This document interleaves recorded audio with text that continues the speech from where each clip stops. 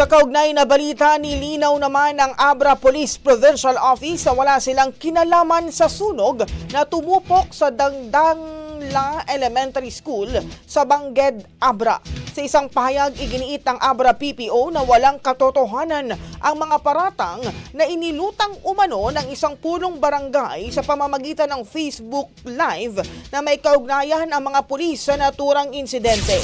Naninindigan din ang Abra Police na wala silang motibo o dahilan para sunugin ang paaralan, lalo pat ang mga educational institutions ay kabilang sa mga pinangangalagaan ng PNP para sa seguridad ng darating na halalan. Kasunod ng insidente, kinumpirma rin ng pulisya na hindi isa sa ilalim ang probinsya ng Abra sa COMELEC control sapagkat ang lugar na pinangyarihan ng insidente ay may botanteng hindi hihigit sa 1,000 kumpara sa mahigit 35,000 na botante sa kabisera ng lalawigan.